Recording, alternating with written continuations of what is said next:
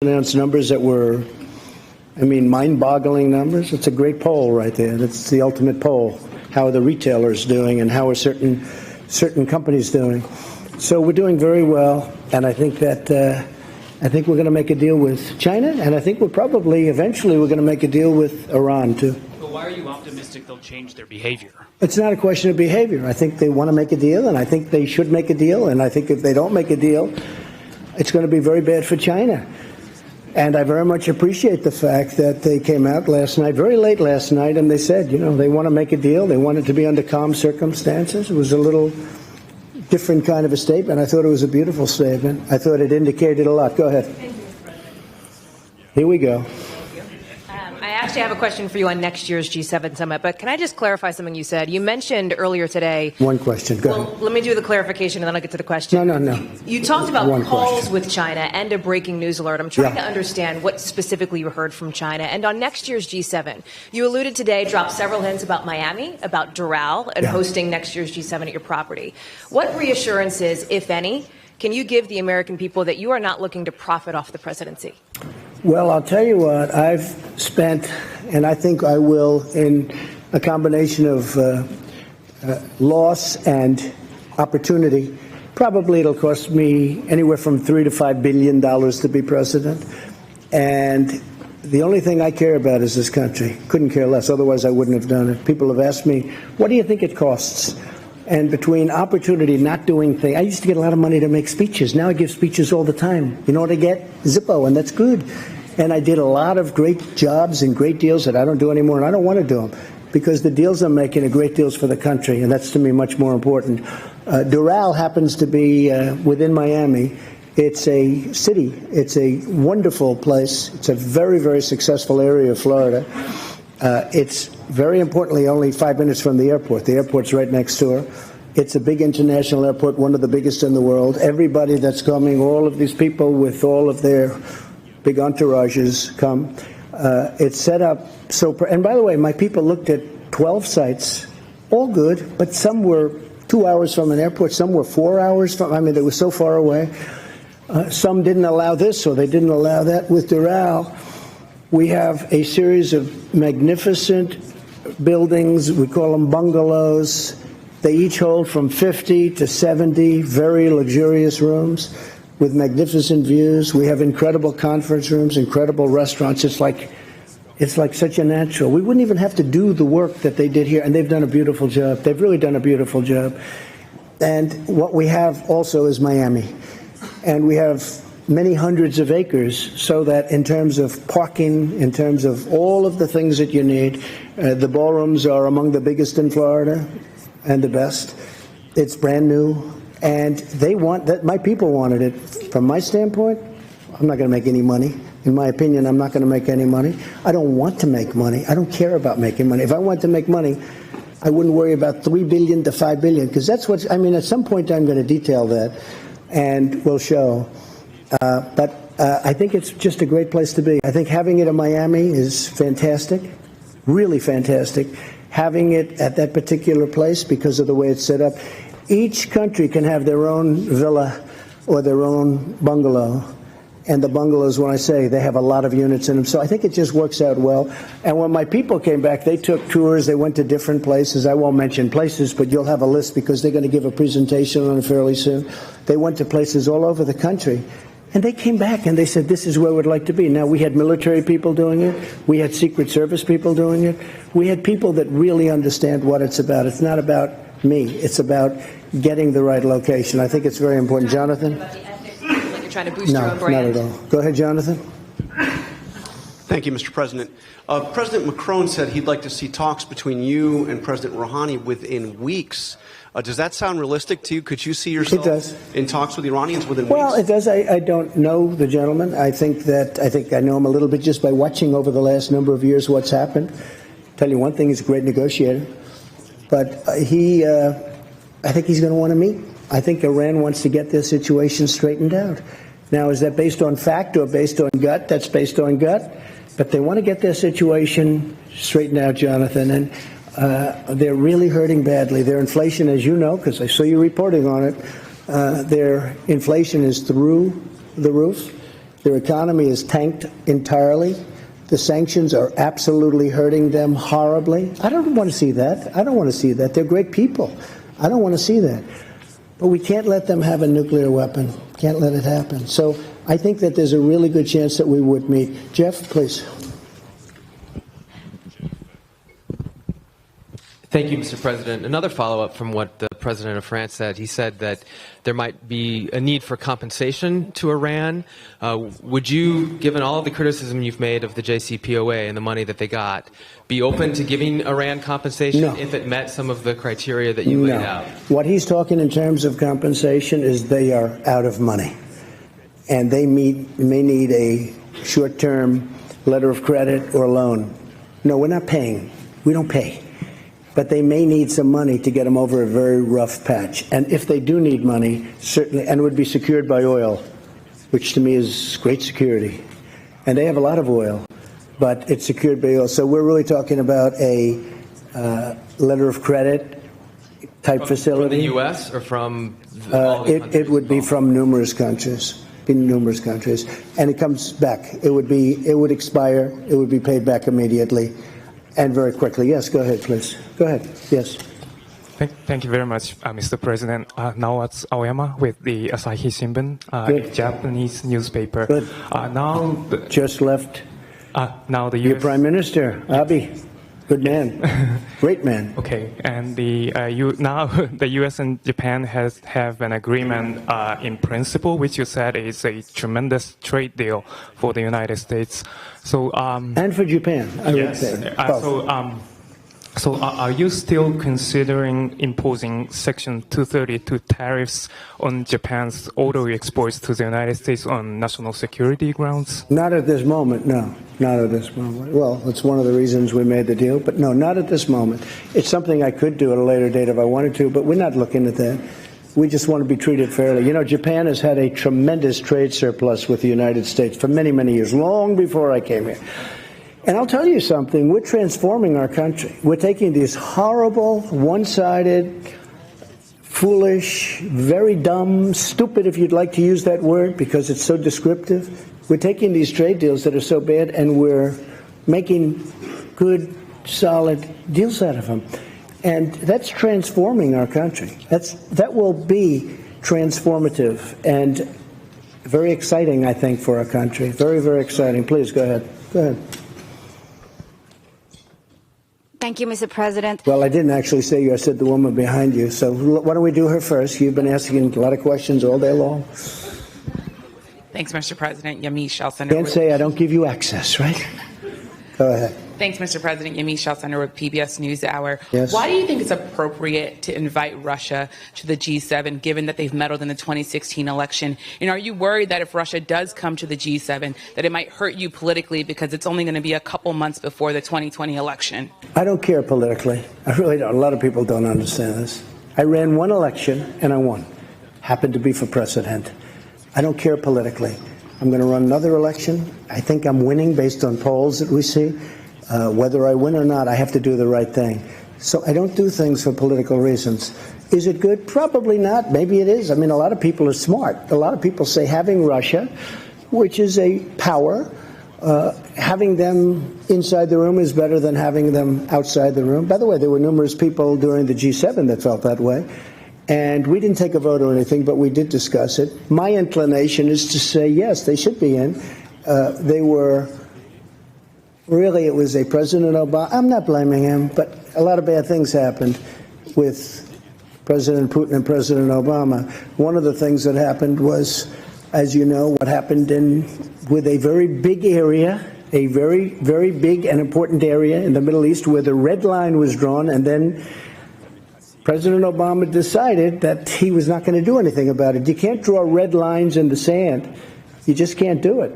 And the other was in Ukraine, having to do with a certain section of Ukraine that you know very well, where it was sort of taken away from President Obama. Not taken away from President Trump, taken away from President Obama. President Obama was not happy that this happened because it was embarrassing to him, right? It was very embarrassing to him. And he wanted Russia to be out of what was called the G8. And that was his determination. He was outsmarted by Putin. He was outsmarted. President Putin outsmarted President Obama. Wait a minute. And I can understand how President Obama would feel. He wasn't happy, and they're not in for that reason. Now, I'm only thinking about the world, and I'm thinking about this country in terms of the G7, whether it's G7, G8. I think it would be better to have Russia inside the tent than outside the tent.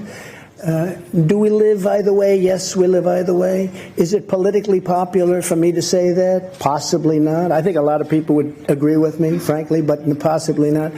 I do nothing for politics. I know a lot of you aren't going to, you're going to smile at that. I do nothing for politics. I do what's right. And people like what I do. But I just do what's right. If I wanted to go strictly by politics, I'd probably poll that, and possibly I'd say, oh, gee, I don't want Russia in. But I really think it's good for security of the world. It's good for the economics of the world. Remember, they're building a big pipeline in Europe going right up to Germany. And I said to Angela, who I had a great relationship, but I said, you know, you pay Russia billions of dollars, and then we defend you from Russia. And I say, how does that work? Misleading statement that Russia outsmarted President Obama. Well, he when did. Other countries have said that the reason why Russia was kicked out was very clearly because they annexed Crimea. Why keep repeating what some people would see as a clear lie? Well, it was annexed during President, I know you like President Obama, but it was annexed during President Obama's term. If it was annexed during my term, I'd say, sorry, folks, I made a mistake, or sorry, folks. President Obama was helping Ukraine. Crimea was annexed during his term. Now, it's a very big area, very important area. Russia has its submarine. That's where they do their submarine work, and that's where they dock large and powerful submarines, but not as powerful as ours and not as large as ours. But they have their submarines. And President Obama was pure and simply outsmarted. They took Crimea during his term. That was not a good thing. It could have been stopped. Could have been stopped with the right whatever. It could have been stopped. But President Obama was unable to stop it, and it's too bad. Go ahead.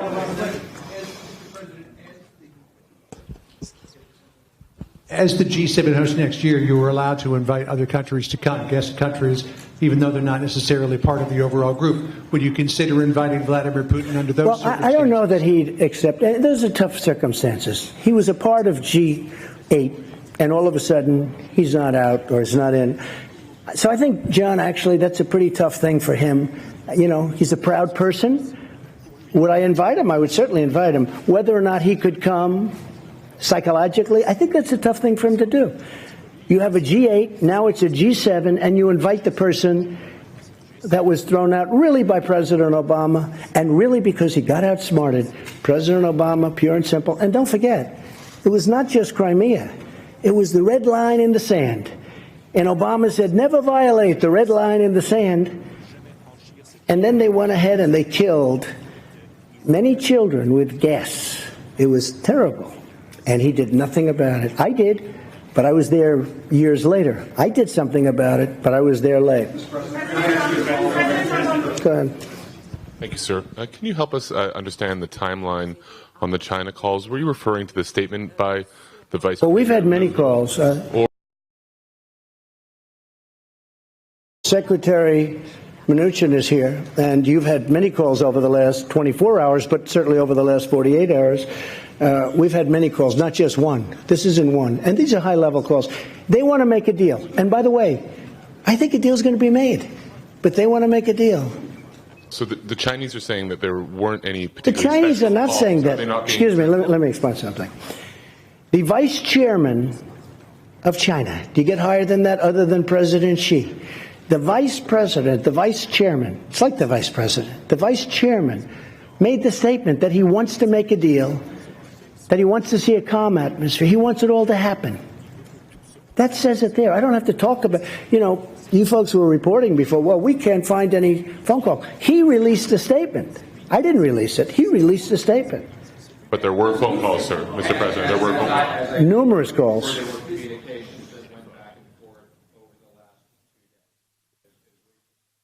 And not only with Steve, there were calls with other people, too. Just so you understand, China wants to make a deal. Now, whether or not we make a deal, it's got to be a great deal for us. You know, and I told this to President Xi, who I really respect. I really do. I have great respect, and I like him too. He's a tough guy. But I have a lot of feeling for President Xi. He's very outstanding in so many ways. But I told him very strongly, I said, look, you're starting up here, and you're making $500 billion a year and stealing our intellectual property. We're down on the floor, lower than the floor. You can't make a 50-50 deal. This has to be a deal that's better for us. And if it's not better, let's not do business together. I don't want to do business. Forget about tariffs for a second. We're taking in tremendous amounts of money. Forget that. I don't want to do business. Now, when I raise and he raises, I raise and he raises, we can never catch up. We have to balance our trading relationship, at least to an extent. And they were unwilling to do that. And we'll never have a deal if that happens, but it's going to happen because they have to have a deal.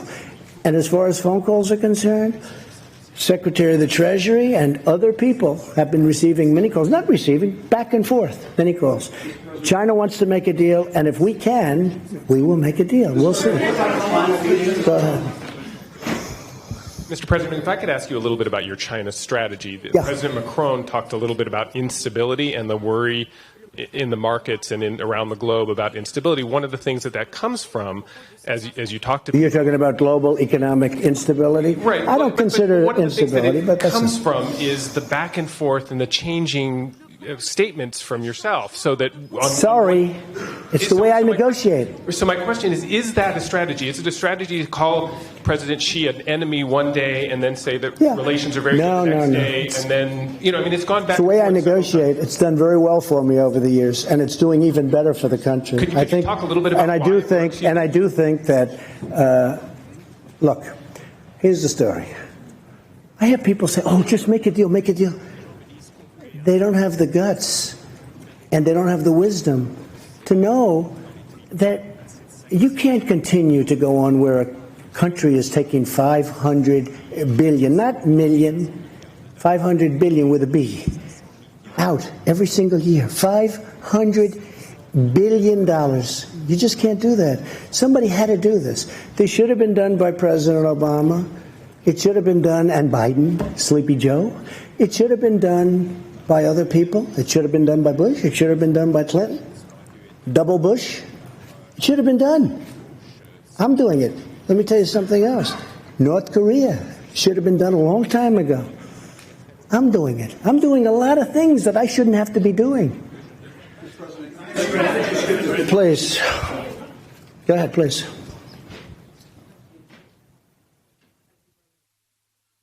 Beth Rigby, Sky News. President Trump, you've met our new Prime Minister Boris Johnson yesterday. Yes. You said he was the right man for the job on Brexit. I believe that. Do you think Theresa May was the wrong woman? And do you think that Boris Johnson can actually get a deal with the EU before October the 31st?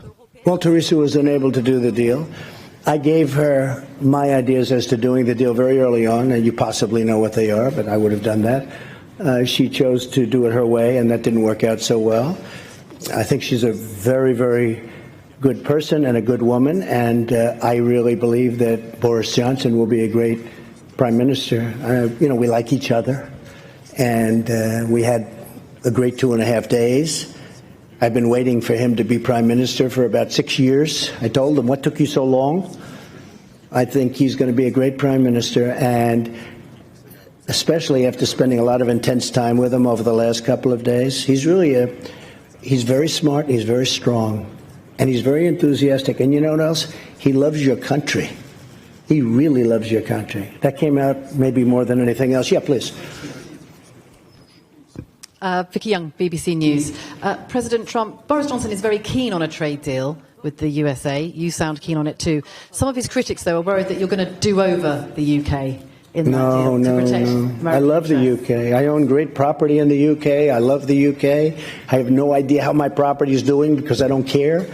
But I own Turnberry, and I own in Aberdeen, and I own in Ireland, as you know, Doonbeg, and great stuff. And I'll be honest with you, I think that I think he's going to just do a great job as prime minister. You know, it takes a lot.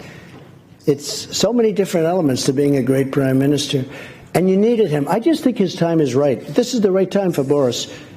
This is the right time for Boris. Yeah, please, go ahead. Go ahead, right here. Say who you're with, please. Robert Peston from ITV in the UK as well. You've obviously had a good few days with President Macron, who you appear to be doing business with, to use your favourite expression. After Brexit, who do you think will be your more important relationship? President Macron, France and the EU, or Boris Johnson, Prime Minister of the United Kingdom? I think we're going to have just, look, France is a great nation. It's being run. A lot of things are happening. You know, it's not easy what he's doing. He's changing certain ways. It's a very hard thing to do. I won't get into it. I'm going to let him sell his ideas, but a lot of people don't disagree with his ideas. But it's a very hard thing to do. If you're a great citizen of France, you love your country, but you want to do the way you've been doing it for a long time. But maybe that's not working, and maybe they have to do what he has to do. I think he's going to do a fantastic job, but it's very tough for him. I know how tough it is for him. He's been having a hard time, and nobody would have an easy time. But I do believe he's doing the right thing. Boris is different. It's a different kind of a deal. Boris has to try and do something with Brexit. It's very tough. I deal with the EU. The EU that's a very, very strong group of people. They have their ideas, and they're not easy to deal with, I will tell you. We're very close to making a deal, by the way, with the EU. I have to say this. We made a great deal with Japan, and we're very close to maybe making a deal with the EU because they don't want tariffs. It's very simple. They don't want to tax cars. Mercedes-Benz, BMW, they don't need a 20% or a 25% tax. But we're very close. I think we're going to make a deal with the EU without having to go that route. I may have to go that route, but maybe not. We're going to have a deal, a really fair deal, but the EU is another one. We've been losing $180 billion a year for many years. That's a lot of money. How much can you take out of the piggy bank, right? But which alliance will be more important, with the EU or with Britain? Both. I don't want to say which. Look, I think we have been with, I guess you would start off by saying England, right? You know, I asked Boris, where's England? What's happening with England? They don't use it too much anymore. We talked about it. It was very interesting. But the United Kingdom is a great, incredible place. It's an incredible nation. And it's, you know, been one of our tremendous allies. And another one happens to be Australia. He was here also, Scott. He is fantastic. In fact, we're honoring him in Australia at the White House in a very short period of time. But I think that, excuse me? Will you visit Australia? At some point I will, yeah. At some point I will. Also Germany. Angela asked me to visit Germany. We're going to be doing that too. So I just think they're very different. And they're going to be going at it for a little while, but ultimately probably it works out. They may have to get out. They may not make a deal. The European Union is very tough to make deals with. Very, very tough. Just ask Theresa May. Thank you, Mr. President. Ziegler with the Associated Press. I was hoping you could clarify. Last year, you left this summit in Canada, feuding with the summit host. This year, things seem to be a little bit different. You're talking about unity. You had a hug with President Macron on the stage. What is different? And also, as President Macron said, he's passing you the baton now of leading this multilateral institution. You ran on the platform of America First. What is your now that you have a mandate for the international community, what are you going to do with it? Well, we actually had a very good meeting. I had it out with one or two people where we disagreed in terms of concept, but we actually had a pretty good meeting last year. I would say that this was a big step above in terms of unity, in terms of agreement. We have really great agreement on a lot of very important subjects. But last year was good also. I mean, last year was good also. I think last year might have been a little bit underrated. You know, go ahead, please. In terms of the G7 presidency, what do you want to do with it? What's your agenda? Oh, we're going to do something hopefully special. We're going to build on what we have now. We built on something really good.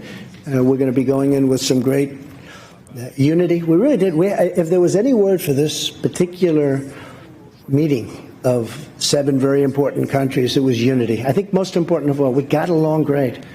We got along great. Go ahead. Thank you very much, Mr. President. I'm Ching Yi Chang with Shanghai Media Group. You just mentioned that Chinese Vice Premier Liu He said China is willing to resolve this issue through calm negotiations. No, I didn't say it. He did. Yes. Yeah. And will the U.S. negotiate in the same manner? Yes. And also, so the other issue, the other question. That was an easy answer. So the U.S. will negotiate in the same manner with. Absolutely. Great respect for China. Great respect for the leadership of China. Absolutely.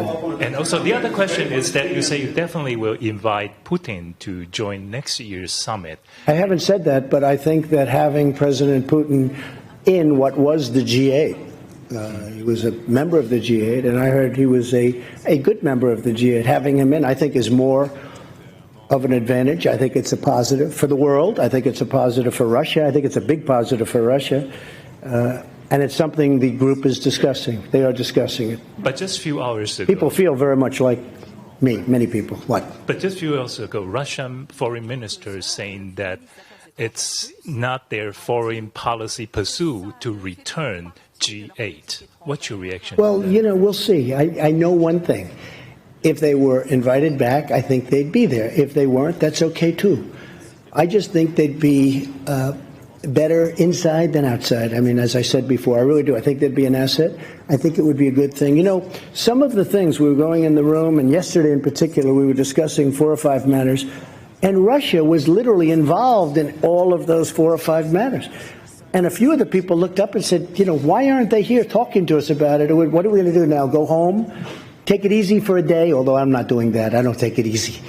But what are we're going to go home and start calling them at the end of the week and say, hey, how about this? Could have been in the room. We had numerous things that we were discussing, right? Numerous. We had a lot of things that we were discussing. And it would have been very easy if Russia was in the room. If he was in the room, we could have solved those things. Now they're just in limbo.